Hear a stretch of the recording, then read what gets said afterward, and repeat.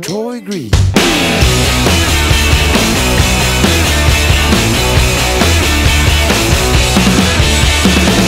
Tic, tic, tic, tic.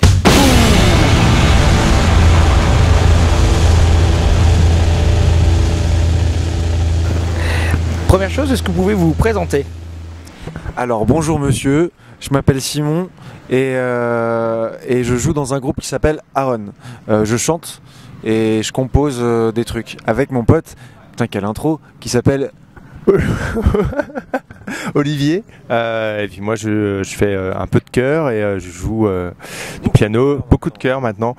Et je compose avec Simon et guitare, piano, etc., etc., production rythmique, etc.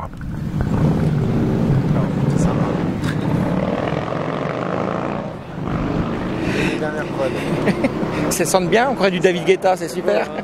C'est l'intro. Ça classe.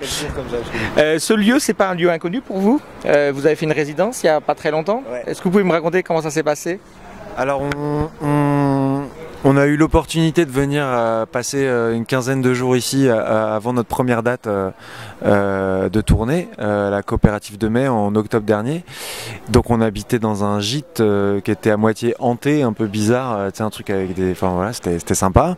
On était 15 là-dedans et on a préparé notre concert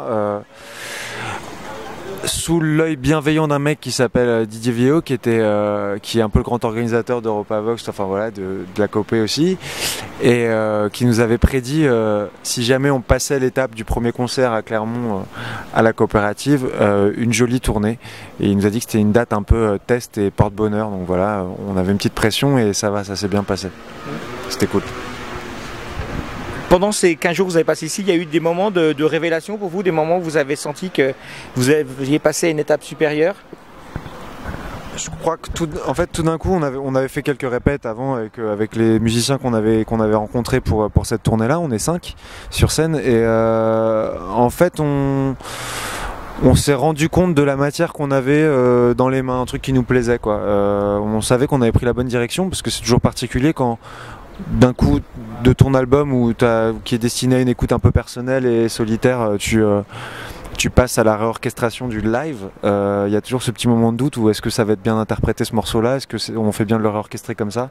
Donc tu as toute cette matière un peu en bordel et puis d'un coup sur scène ça prend vie et c'était assez excitant ouais, de voir qu'on se destinait dans les prochains mois à quelque chose qui nous correspondait et puis qui nous excitait quoi. Puis on a beaucoup travaillé aussi sur le fait de pouvoir changer les structures des morceaux. Là, il y a 5 minutes, on vient encore de changer quelque chose. Voilà, c'est aussi une manière de changer, ouais, voilà, de rester libre et de changer vraiment à chaque concert. C'est quand même super important pour nous.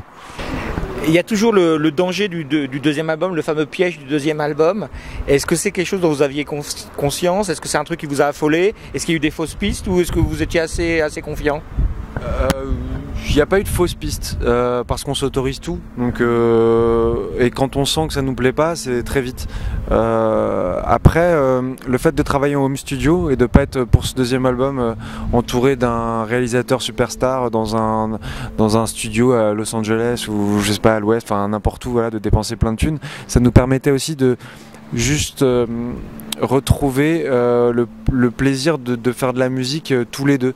La flip, on l'a eu en fait quand on a tout fait de A jusqu'à Z chez moi et donc on n'a rien fait d'écouter, on a tout fait écouter à la fin, donc au label.